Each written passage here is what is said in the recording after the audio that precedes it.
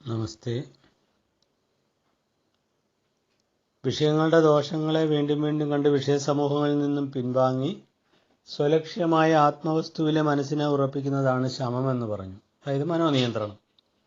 ഇനി ദമം എന്താണെന്ന് വിവരിക്കുകയാണ്. രണ്ടാമത്, ജ്ഞാനേന്ദ്രിയങ്ങളെയും കർമ്മേന്ദ്രിയങ്ങളെയും അതാതിൻ്റെ വിഷയങ്ങളിൽ അലഞ്ഞുതിരിയാൻ അനുവദിക്കാതെ നിയന്ത്രിക്കുന്നത് ദമം.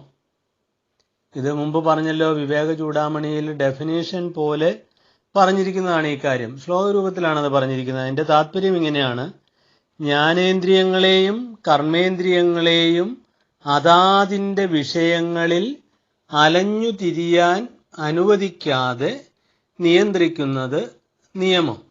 അപ്പം ഇന്ദ്രിയ നിയന്ത്രണം എന്ന് ചുരുക്കത്തിൽ പറയാം. ജ്ഞാനേന്ദ്രിയങ്ങളെയും കർമ്മേന്ദ്രിയങ്ങളെയും നിയന്ത്രിക്കുക.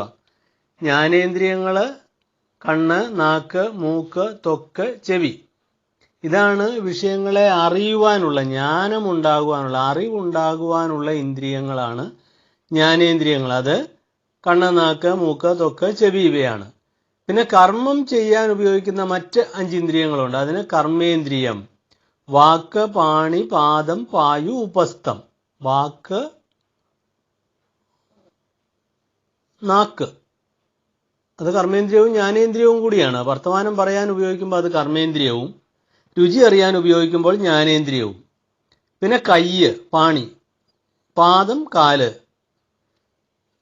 പായു വിസർജനേന്ദ്രിയം, ഉപസ്ഥം ജനനേന്ദ്രിയം. ഇതാണ് 5 കർമ്മേന്ദ്രിയങ്ങൾ. അപ്പോൾ ദമം എന്ന് പറഞ്ഞാൽ ഈ ജ്ഞാനേന്ദ്രിയങ്ങളെയും കർമ്മേന്ദ്രിയങ്ങളെയും വിഷയങ്ങളിൽ നിന്ന് പിന്തിരിപ്പിച്ച് നിയന്ത്രിക്കുക. അപ്പോൾ ഇന്ദ്രിയ ലൗല്യം ഉണ്ടാവാതിരിക്കുക. ഇന്ദ്രിയങ്ങൾക്ക് എപ്പോഴും പുറത്തേക്ക് നോക്കിയുള്ള ശീലമായതിനാൽ അത് വിഷയങ്ങളെ കാംക്ഷിച്ചുകൊണ്ട് അങ്ങനെ അലഞ്ഞു തിരിയും. അങ്ങനെ അലഞ്ഞു തിരിയാനായിട്ട് വിടരുത്. നമുക്ക് ആവശ്യമുള്ളത് കാണുക, കേൾക്കുക, അറിയുക, രുചിക്കുക, മണക്കുക, സ്പർശിക്കുക. കൈകൊണ്ടും കാലുകൊണ്ടും കർമ്മേന്ദ്രിയങ്ങൾ കൊണ്ടുമൊക്കെ ചെയ്യേണ്ടത് ഓരോരുത്തർക്കും വിധിക്കപ്പെട്ടിട്ടുള്ളതുണ്ട്. അനാവശ്യമായ കാര്യങ്ങളിൽ നമ്മളിതിനൊന്നും വിടേണ്ട കാര്യമില്ല. നമുക്ക് ആവശ്യമില്ലാത്ത ഒരു കാര്യം എവിടെയെങ്കിലും കണ്ടാൽ കണ്ണോ അതവിടെ നടന്നോട്ടെ, നമുക്ക് അതിൻ്റെ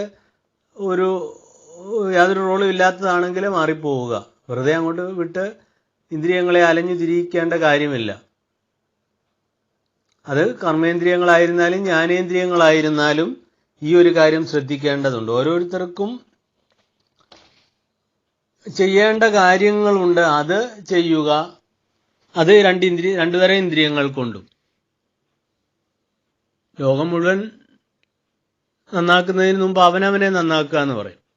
അവനവൻ നന്നായാൽ ലോകം നന്നാവുകയും ചെയ്തു. അതുകൊണ്ടാണ് മനുഷ്യൻ നന്നാവണമെന്ന് ഗുരു പറഞ്ഞത്. മനുഷ്യൻ സിംഗുലറാണ് ഗുരു അവിടെ ഉപയോഗിച്ചത്. ഓരോ മനുഷ്യനും നന്നായാൽ മനുഷ്യർ നന്നാവും. മനുഷ്യർ നന്നായിട്ട് മനുഷ്യൻ നന്നാവാം. അതായത് ഈ സമൂഹം മുഴുവൻ നന്നായിട്ട് ഞാൻ നന്നാവാമെന്നാണ് ഇപ്പോഴെല്ലാവരും പറയുന്നത്. എല്ലാ ഇസങ്ങളും പറയുന്നത് സമൂഹ വ്യവസ്ഥിതി മാറണം, നന്നാവണം. അങ്ങനെ വരുമ്പോൾ ഞാനും നന്നാവുമല്ലോ. പക്ഷെ ശരിയായിട്ടുള്ള സമീപനം, ശരിയായിട്ടുള്ള രോഗനിവാരണത്തിന് കണ്ടുപിടിക്കാൻ ശ്രമിക്കുന്ന ഒരാൾ പറയേണ്ടത് വ്യക്തി നന്നാവുക, നീ നന്നാവുക. നിന്റെ അഭിപ്രായം എന്തായിരുന്നാലും, മതം ഏത് തന്നെ ആയിരുന്നാലും, മനുഷ്യൻ, വ്യക്തി നന്നാവണം. വ്യക്തിയുടെ നന്നാവൽ സമൂഹത്തിന്റെ നന്നാവലിൽ ചെന്ന് കലാശിക്കും. എല്ലാവരും വ്യക്തികൾ ഓരോരുത്തരും നന്നായാലും പിന്നെ സമൂഹം നന്നായില്ലേ? ഇനി മറിച്ചുള്ള ഒരു കാര്യം ഒരിക്കലും സംഭവിക്കുന്നതല്ല. ഈ സമൂഹം നന്നായിട്ട് ഞാൻ നന്നായിക്കൊള്ളാം. ഇപ്പൊ പലരും പലതും ചെയ്യുമ്പോൾ, ദുഷ്കർമ്മമാണെങ്കിലും അധർമ്മമാണെങ്കിലും ചെയ്യുമ്പോൾ അവരോട് ചോദിച്ചാൽ നിങ്ങൾ എന്തുകൊണ്ട് ഇത് ചെയ്യുന്നു? ഞാനിപ്പോൾ ഇത് ചെയ്യാതിരുന്നാൽ ഈ ലോകം നന്നാകുമോ? വഴിയിലേക്ക് വേസ്റ്റ് വലിച്ചെറിയുന്ന ഒരാളോട് പറയുകയാണ്, നിങ്ങൾ ഇത് വലിച്ചെറിയാതിരുന്നുകൂടെ എന്ന് പറയുമ്പോൾ അയാളുടെ ആദ്യത്തെ മറുപടി, ഞാനിപ്പോൾ ഇത് വലിച്ചെറിയാതിരുന്നാൽ ഇവിടെ വേസ്റ്റ് മുഴുവൻ ഇല്ലാതാവുമോ? ഇതാണ് അയാളുടെ ചോദ്യം. അല്ലെങ്കിൽ വഴിയിൽ അഴുക്ക് വസ്തുക്കൾ ഇടുന്നു, അല്ലെ വെള്ളം നശിപ്പിക്കുന്നു, തോട്ടിലേക്ക് വേണ്ടാത്തതൊക്കെ വലിച്ചെറിയുന്ന ആളോട് ചോദിച്ചാൽ ഞാൻ ഇത് വലിച്ചെറിയാതിരുന്നാൽ തോട് കേടാവാതിരിക്കുമോ, അഴുക്കാവാതിരിക്കുമോ? നീ നന്നാവാദ്യം. അങ്ങനെ ഓരോരുത്തരും വിചാരിക്കുകയാണ് അഴുക്ക് വഴിയിലിടരുത്, തോട്ടിലേക്ക് അഴുക്കുകൾ വസ്തുക്കൾ വലിച്ചെറിയരുത് എന്ന് ഓരോരുത്തരും വിചാരിച്ചു കഴിയുമ്പോൾ തോട് ശുദ്ധമാവും, വഴി അഴുക്കാവാതിരിക്കും. അപ്പം നമ്മളുടെ ന്യായം ഇതാണ്, സമൂഹമൊക്കെ അങ്ങനെയല്ലേ, അതുകൊണ്ട് ഞാനിങ്ങനെ ചെയ്യാതിരുന്നാൽ എന്തു വിശേഷം? അങ്ങനെ നോക്കരുത്. സമൂഹം നന്നായിട്ട് ഒരിക്കലും വ്യക്തി നന്നാവാം എന്ന് കരുതുന്നത് മൗഢ്യമാണ്. അപ്പം അങ്ങനെ വരാതെ നോക്കാൻ എന്താ മാർഗം? അതിന് വ്യക്തി നന്നാവണം, മനുഷ്യൻ നന്നാവണം. മനുഷ്യൻ നന്നായി കഴിയുമ്പോൾ മനുഷ്യന്റെ സംഘാതമായ മാസായിട്ടുള്ള സമൂഹവും നന്നാവും. അതാണ് ഒരു ശരിയായിട്ടുള്ള സാമൂഹിക മർമ്മജ്ഞൻ അങ്ങനെയാണ് പറയേണ്ടത്. അതുകൊണ്ടാണ് ഗുരു അതിന്റെ കാതിൽ കണ്ടുപിടിച്ചിട്ടാണ് പറഞ്ഞത്, നീ നന്നാവണം, ഓരോരുത്തരും നന്നാവണം, വ്യക്തി നന്നാവണം. വ്യക്തിയാണ് രാഷ്ട്രമായിട്ടും ലോകമായിട്ടും ഒക്കെ മാറുന്നത്.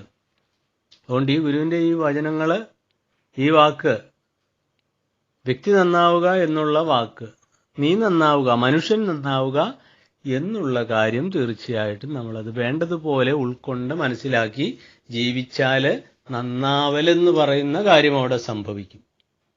നന്നാവുക എന്ന് പറഞ്ഞാൽ മനുഷ്യ മനസ്സുകൾ നന്നാവുക. ഗുരുദേവൻ ഒരിക്കൽ പറയുന്നുണ്ട്, മനുഷ്യനൊക്കെ ഒന്ന് നന്നായിരുന്നെങ്കിൽ, മനുഷ്യനൊക്കെ നല്ലത് ചെയ്തിരുന്നുവെങ്കിൽ, എന്തിനാണ് ഈ ദുഷിച്ച കർമ്മങ്ങൾ, ദുഷ്കാര്യങ്ങൾ ചെയ്യുന്നതെന്ന് ചോദിച്ചാൽ ഉത്തരമില്ല. വെറുതെ അതും ഇതും പറയുക, വേണ്ടാധീനം പറയുക, പേരുദോഷം ഉണ്ടാക്കുക, മറ്റുള്ളവരെ കുറിച്ച് അപവാദം പറയുക, മറ്റുള്ളവർക്ക് ദോഷം വരുന്ന കാര്യങ്ങൾ ചെയ്യുക. ഇത് എന്തിനു ചെയ്യുന്നു? അവന് ഉത്തരമില്ല.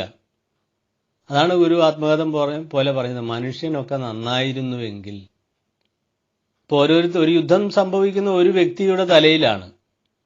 ഇപ്പം അമേരിക്കൻ പ്രസിഡന്റ് വിചാരിക്കുകയാണ് വേറൊരു രാജ്യത്തെ ചുട്ട് ഭസ്മമാക്കാമെന്ന് വിചാരിച്ചാൽ ചിലപ്പോൾ ആ യുദ്ധം നടക്കും. അതേസമയം അയാൾ വിചാരിക്കുകയാണ് ഈ യുദ്ധം ചെയ്യേണ്ട എന്ന് വിചാരിച്ചാൽ യുദ്ധം ഒഴിവായി കിട്ടും. അപ്പം ചിന്ത നടന്നത് എവിടെയാണ്? സങ്കല്പം ഉണ്ടായത് എവിടെയാ? ഒരു വ്യക്തിയിലാണ്. ആ വ്യക്തിയുടെ ചിന്ത ചിലപ്പോൾ ലോകത്തിന് തന്നെ തലവേദനയായിട്ട് വരും. ഇനി ഒരു യുദ്ധമുണ്ടായാൽ നമുക്ക് പ്രവചിക്കാൻ പറ്റാത്ത രീതിയിൽ ഈ ലോകം നശിച്ചു പോകും. അതുകൊണ്ട് എന്ത് നേടുന്നു? ഒന്നും നേടുന്നില്ല. അപ്പം നന്നാവേണ്ടത് വ്യക്തിയാണ്. വ്യക്തികളൊക്കെ നന്നായി കഴിഞ്ഞാൽ ഇവിടെ ലോകം ഇത് സ്വർഗീയമാണ്. ഈശ്വരൻ ജീവനെ യാത്ര ചെയ്യുവാൻ, അല്ലെ ജീവനെ അതിൻ്റേതായിട്ടുള്ള ഭാഗം അനുഭവിച്ചുകൊണ്ട് ജീവിക്കാനുള്ള അവകാശവും അധികാരവും ഒക്കെ ഇവിടെ തന്നിട്ടുണ്ട്. അതനുസരിച്ച് സുഖസംതൃപ്തമായിട്ട് ഇവിടെ ജീവിക്കാനുള്ള എല്ലാ കാര്യങ്ങളും ജഗദീശ്വരൻ ഉണ്ടാക്കി വെച്ചിട്ടുമുണ്ട്. പക്ഷെ അതൊന്നും വേണ്ടതുപോലെ അറിയാതെ, മനസ്സിലാക്കാതെ ഞാനെന്നും എൻ്റേതെന്നും എൻ്റെ രാജ്യം, എൻ്റെ പാർട്ടി, എൻ്റെ രാഷ്ട്രം, എൻ്റെ ഭൂഖണ്ഡം ഇങ്ങനെ വിചാരിച്ച് മറ്റുള്ളവരെ നശിപ്പിക്കാൻ ശ്രമിച്ചുകൊണ്ടിരിക്കുന്നു. അവിടെയാണ് ഗുരുവിൻ്റെ മന്ത്രസമാനമായ ഇടിമുഴക്കം, പൊരുതി ജയിപ്പത് അസാധ്യം, ഒന്നിനോടൊന്ന് ഒരു മതവും പൊരുതാലൊടുങ്ങുവീല, പരമതവാദി ഇതോർത്തിടാതെ പാഴേ പൊരുതു പൊലിഞ്ഞിടും എന്ന ബുദ്ധി വേണം. പൊരുതി ജയിപ്പത് അസാധ്യം.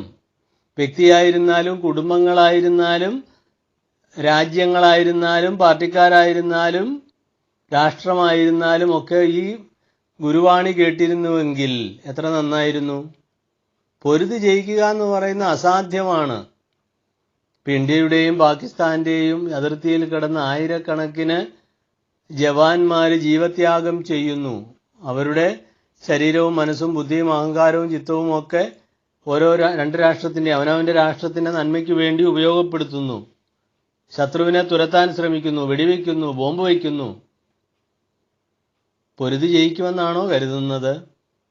ഓരോ ദിവസവും രണ്ട് രാജ്യത്തിൻ്റെയും നിരവധി ജവാന്മാർ നഷ്ടപ്പെടുന്നു, നമ്മുടെ സമ്പത്ത് നഷ്ടപ്പെടുന്നു, രാഷ്ട്രത്തിൻ്റെ അടിസ്ഥാനപരമായിട്ടുള്ള ചില പൈതൃകങ്ങൾ പെട്ടുപോകുന്നു.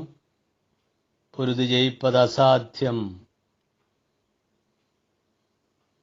ഒരു മതവും ഒരു വിരുദ്ധമായ അഭിപ്രായങ്ങളും ഒന്നും തന്നെ പൊരുതി ജയിക്കാമെന്ന് കരുതണ്ട.